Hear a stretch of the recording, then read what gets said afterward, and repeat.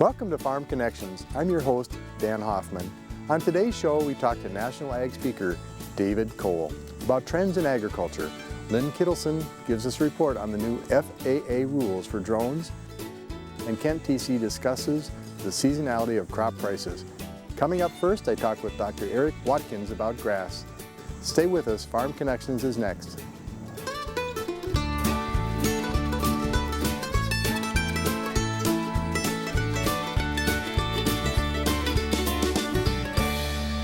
Welcome to Farm Connections with your host, Dan Hoffman. Farm Connections, sponsored by Alcorn Clean Fuel, a farmer-owned cooperative in Claremont, Minnesota, celebrating 20 years of producing ethanol, high-protein livestock feed and corn oil, and beverage-grade carbon dioxide for resale to benefit its members and their communities. Absolute Energy, a locally owned facility, produces 115 million gallons of ethanol annually, proudly supporting local economies in Iowa and Minnesota. Absolute Energy, adding value to the neighborhood. Prow Company, a hands-on commercial property leasing company, leasing commercial properties in Rochester, Minnesota since 1952. Realtors and brokers welcome. Prow Company. I'm standing in the test plot for turfgrass at the University of Minnesota. We don't always think about grass as an agricultural product, but just because we don't eat it doesn't mean it isn't an important part of Minnesota's ag economy. Dr. Eric Watkins is joining us today to tell us more about how this plant, that is constantly underfoot, is a shining example of good breeding. Welcome to Farm Connections, Dr. Watkins. Thanks for having me. Oh, this is awesome. You get to work outside in a wonderful test spot like this. What's happening for research here at the University of Minnesota on turfgrass? So we're doing a lot of work related to making turf grasses more sustainable. So, traditionally turf grasses kind of get a bad rap. You see people watering them a lot. You see people fertilizing them a lot. You see people using a lot of pesticides maybe when they don't need to. And especially in an urban context, turf grasses get a really negative light sometimes. And what we're trying to do is provide solutions both through breeding genetics, but also through different management practices with some of my colleagues here at the university, trying to provide stakeholders with ways to reduce their inputs and still have a really functional, useful turf. When you see an absolutely beautiful spotless lawn, does it always mean that there was a tremendous amount of pesticide and water used on it? Not always. Sometimes it does. But if you start with the right grass, the right species, the right cultivar that has been bred for performance in Minnesota, and manage it correctly with the right amounts of water and fertilizer and not too much, you can have a really nice lawn without having to overdo it on the inputs. Well, I've often had people tell me, well, how can a lawn pollute? Let's think about that. We're 6 inches away from the storm sewer. The width of the storm sewer, the curb, that's our point source. If it doesn't stay on that lawn, it actually moves into the stream and can be down the Mississippi River. What kinds of things are you specifically doing to help that situation? So in terms of management, the colleagues of mine who work in extension and are more involved with training homeowners and so forth about these problems talk a lot about proper application of fertilizers. The right amount, the right time, being careful not to apply any to impervious surfaces and things like that. But although there's some risk of runoff from lawns, especially slope lawns, in fact, a really good healthy stand of grass can help prevent a lot of runoff. So there's been research done here. Dr. Horgan, a colleague of mine, has done research showing that if you just let a lawn go and don't fertilize it and it's a thin stand, you can imagine a lot of that soil will actually move off the lawn. Where if you have a well-maintained site, a site that has really thick grass that can hold that soil in place, you actually end up with less runoff if properly managed. And if you look at our urban and suburban and rural homes, about 90% of the landscape is grass, in addition to maybe the mulch around the building. So it's a big thing. How many acres do you think in Minnesota actually produce seed or sod? The sod production is kind of scattered throughout the state. We have kind of pockets of it north and south of the Twin Cities, and then there's a few other spots. And then seed production, there's a big area of seed production up in Roseau County and Lake of the Woods County in the far northwestern part of the state. Well, I know I had classmates that actually worked on a sod farm, manually rolling the sod, and it really impacted them nicely. They got nicer cars than the ones that didn't work that hard. Well, sod production really took a hit financially during the economic downturn in the late 2008 or so. And they're still kind of recovering from that. You can imagine as home building decreases, there's less need for sod installations, and we're seeing a recovery in that.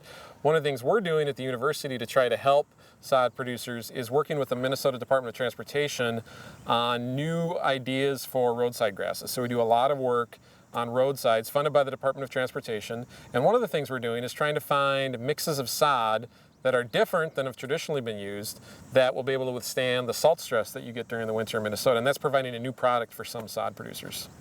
And hopefully a product that filters some of the brake linings, the exhaust pollutants, whatever falls out of that car. Right, a roadside is more than just aesthetics, right? You want it to look good, and it has some use there. And it's often mowed for visibility reasons and safety reasons, but there's also an environmental effect, right? You want a good, thick stand of turf that's going to result in some filtration of pollutants and things like that, and you also don't want runoff from those roadsides into our water sources.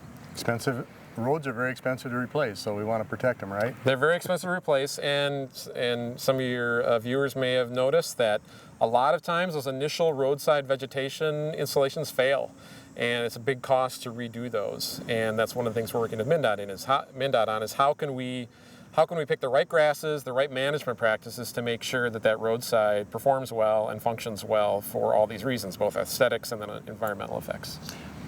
Really great points, and we all use the roads, whether we're a passenger or a driver. How about the products you develop in terms of waterways for farmers?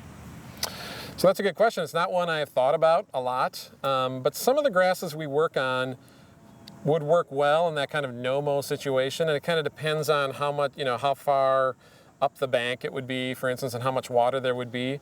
But some of the grasses we work on do quite well in a no-mow situation. So on banks or slopes that are a little drier, some of the fine fescues that we work on to be really good.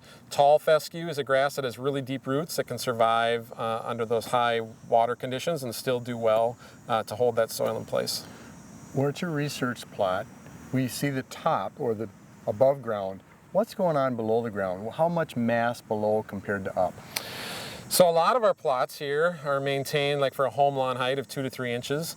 And in some of these grasses, the roots can go down several feet, and it kind of varies between the species. So Kentucky bluegrass, the roots might go down 1.5 feet, whereas with tall fescue, they might go down 3 or 4 feet, depending on the variety. So you're right, you see a very short grass on the top, but there's a very deep root system that is supporting that grass and really affecting performance in terms of water relations and nutrient uptake and things like that. Well, if I pick up a Golf Digest magazine or some magazine that has a more universal audience, I see things like, order this plug of grass from us, it will do awesome on your lawn. Right. And I'm thinking about Minnesota's climate compared to, say, where this ad came in Georgia or Florida. Mm-hmm. Any reflection on that? Yeah, you want to avoid those general ads that you find in the newspapers and magazines.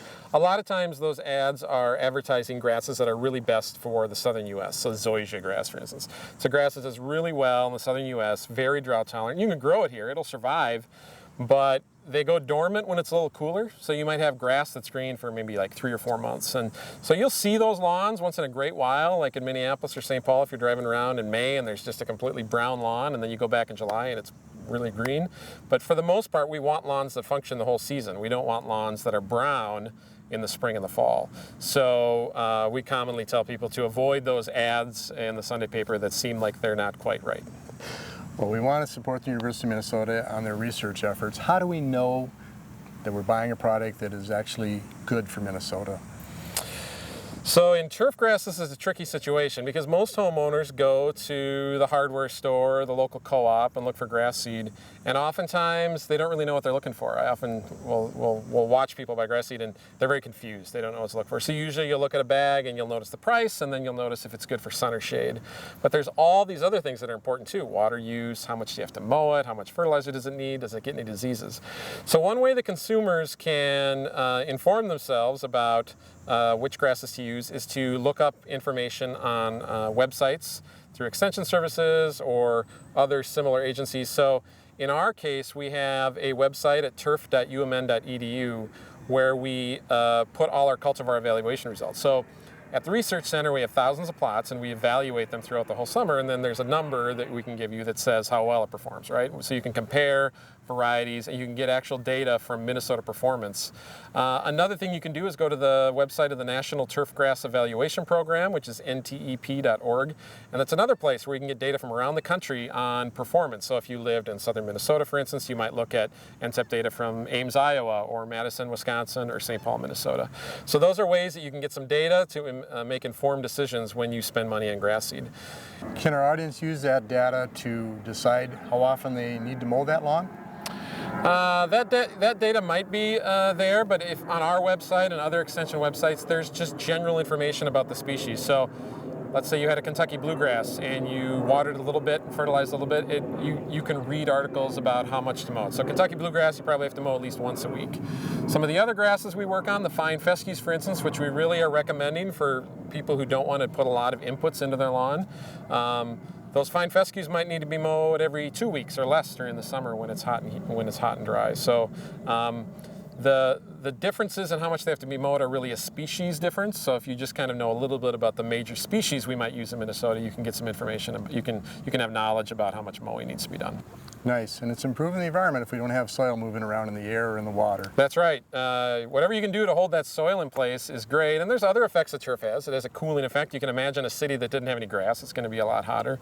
It holds the soil. It filters pollutants. There's, of course, aesthetic benefits. There's sports and recreation that are done as well. So there's a lot of benefits of turf, but holding that soil down is a really important big one. Dr. Watkins, can you give us any advice on young people or anyone that's trying to enter the industry of seed and turf production? So if somebody's interested in converting some of their cropland to either sod production or seed production, there's a few things to consider. One is you'd want to get in contact with other farmers who grow grass seed or other sod producers. And in both cases, there's really good professional organizations that they belong to. So Minnesota Turf Association is the sod growers, Minnesota Sod Association, Minnesota Sod Growers. And then also there is, for seed producers, there's a group called the Minnesota Turf Seed Council. And those are both groups that you'd want to get in touch with to get more information about growing those crops. Thank you, Dr. Watkins, for the interview and the good work you do. Thanks a lot. Stay with us. Kent TC is up next talking about the seasonality of crop prices.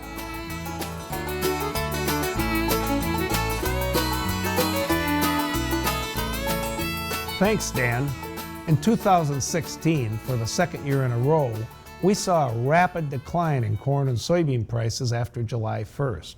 Even though a price decline in midsummer has become quite predictable in recent years, many farm operators get caught each year with tens of thousands of bushels of corn and soybeans from the previous year stored in bins on the farm that have not been sold.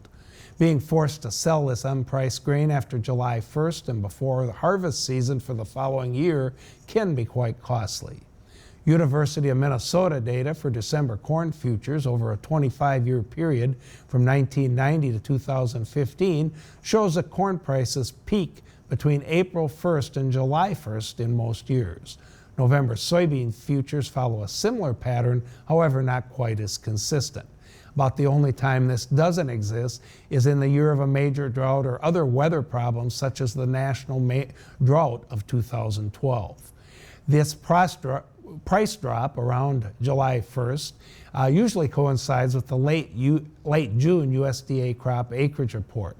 This is the first hard data after the March plantings intention report. The June USDA report can have a big impact on grain market trends either up or down. The USDA acreage report on June 30th, 2016 showed corn acres at 94 million acres, up 7% from 2015 and the third largest on record. The report also showed estimated soybean acres in 2016 at over 83.5 million acres, a record amount. USDA is now projecting the 2016-17 market year average corn price in a range of $310 to $370 per bushel, or an average of $340 per bushel, which compares to $446 per bushel as recently as 2013-14 and $689 per bushel in 2012-13. The marketing year for the 2016 crop will run from September 1st this year through August 31st, 2017. USDA is now estimating the national average soybean price for 2016 in a range of $8.75 to $10.25 per bushel, or an average of $9.50 per bushel. This compares to around $13 per bushel in 2013-14 and over $14 per bushel in 2012-13. The seasonality of corn and soybean prices makes it extremely important for farm operators to have a grain marketing plan that not only sets price targets, but also has established sales dates.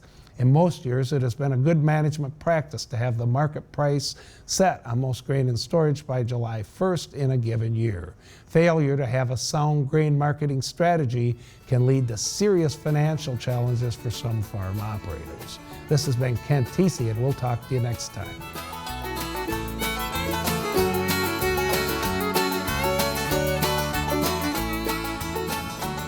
We're at the 8th Annual Ag Symposium at the South Central College in Mankato, Minnesota, and with me is a guest speaker, Dr. David Kohl. Welcome. Great to be with you, Dan. Well, you travel all over the world. How did it happen that you came to Mankato, Minnesota to talk to us? Well, it's really interesting. I've been coming here for about 25 years, and I really enjoy both the adults and the students, and it's one of my highlights of the year travel when I'm able to come here at South Central Community College and Technical School. We've got a lot at stake. We're seeing a population that's aging in the ag production sector and agribusiness. We need some new blood. Tell us about your thoughts. Well, I definitely agree with that, and one of the things that I'm finding, there's a lot of bright careers for agricultural students now, and whether they want to go back to the farms, as I mentioned to them, 21% of American farms have no next generation to come back. And so there's opportunity there, but also in the agribusiness field, whether it's ag lending or whether it be a diesel mechanic. One of the things with the convergence of technology, bioinformation, and engineering, we're going to need a higher level of talent in agriculture in rural America. And of course, these students are going to be right in the crosshairs. Definitely.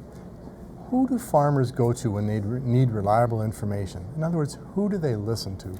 I think it's a combination of sources. Of course, they'll come to seminars and symposiums like this. There are various websites out there. Of course, last year, my team, we wrote 148 articles on various components, and so those are the sources that are out there. And I think one of the things that I would suggest to farmers is that, they have 4 or 5 sources that they can kind of go and kind of connect the dots. I think that's going to be very important as we move forward over the next 5 to 10 years.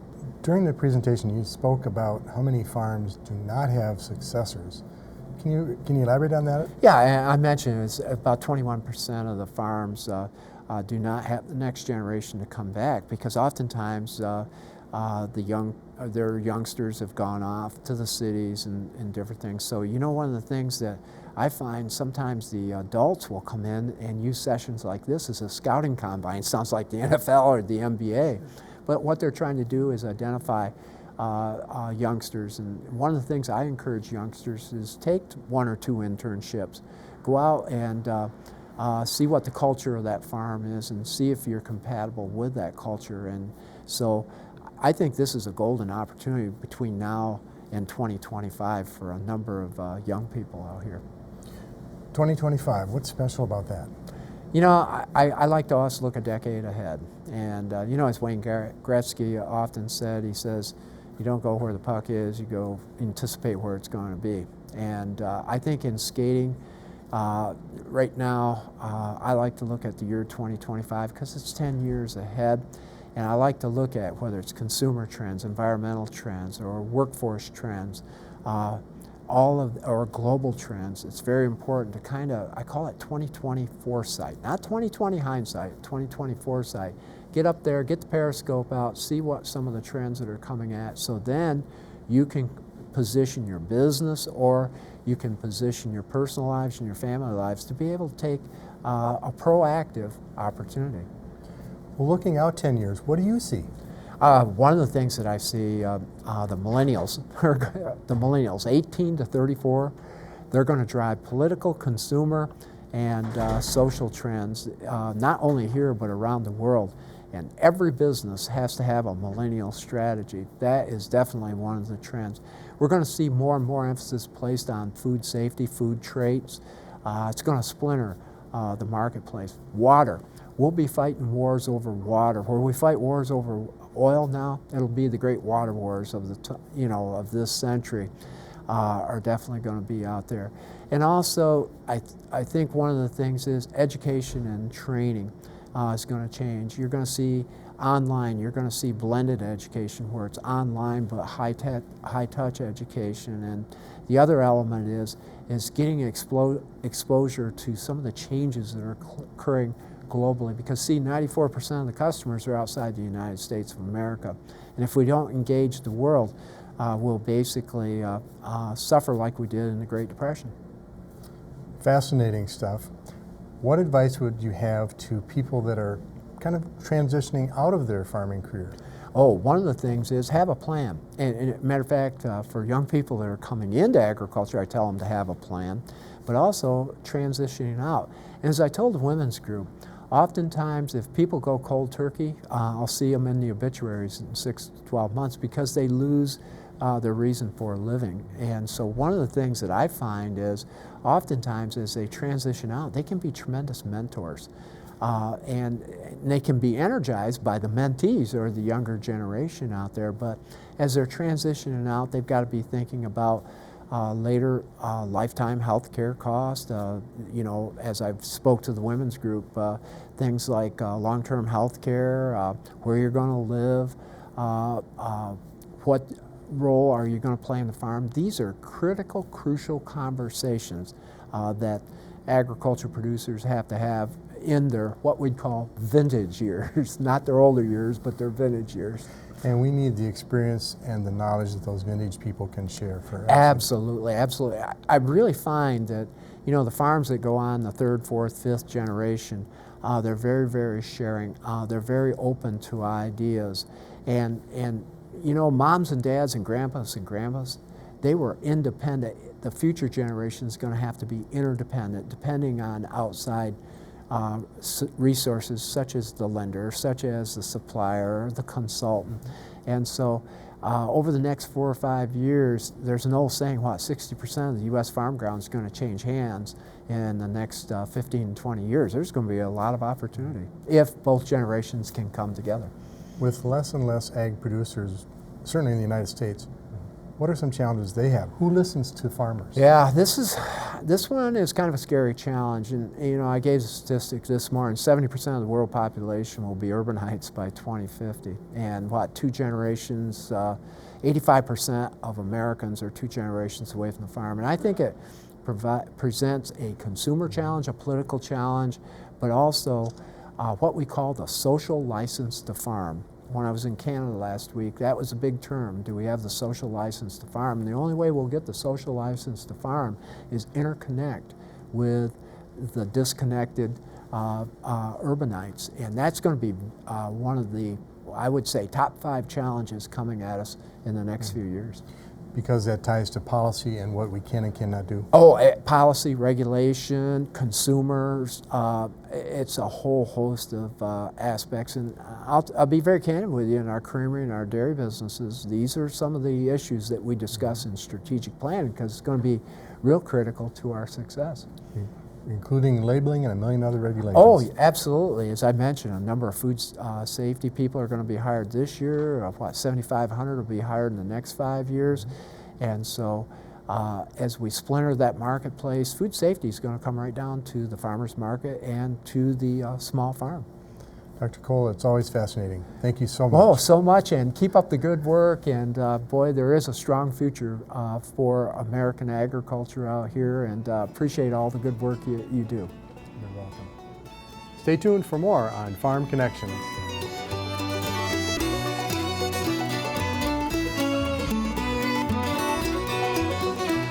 Drone technology in agriculture is growing almost daily, and a recent decision from the FAA was good news for both drone companies and farmers. Todd Golly of Acre Enterprises out of Winnebago, Minnesota, explains. The new FAA ruling that is coming out in August makes it easier for the entry of drones in agriculture. It's going to be no longer required to have a private pilot's license to fly drones commercially. There'll be a test, a simple test, to have a certification to fly drones. So it should open up the skies to drones for agriculture. Ghali talks about some of the many uses for drones on farms. Just flying over your fields to see drowned out spots, simple things like that. The drones that we use are fairly expensive, have special sensors in. We can determine drainage, nutritional problems, insects, diseases, map very accurately. Lots of uses. Quick response to issues in fields is a big advantage of drones. Just this week, we've had several customers. We fly their fields in the morning, we analyze the data, and they're applying nitrogen according to a prescription that afternoon. So it's quick response, very accurate within a couple feet, something that we've never been able to do that quickly before. What's nice about drones is you can have the information back the day that you fly, so you can actually do fertilizer recommendations or find insects and diseases and actually act on it and create value for yourself quickly. It wasn't that many years ago that cell phones weren't part of agriculture. Now every tractor and combine is connected.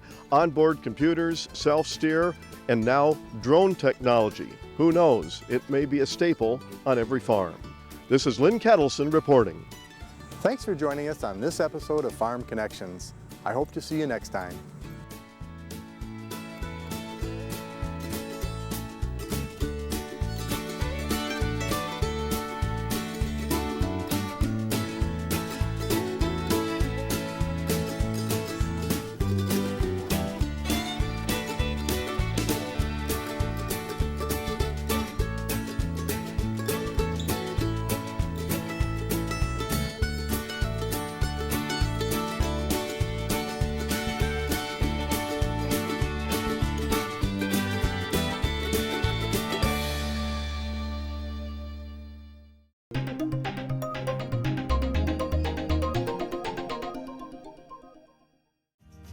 You can access more information about KSMQ on Facebook and at ksmq.org.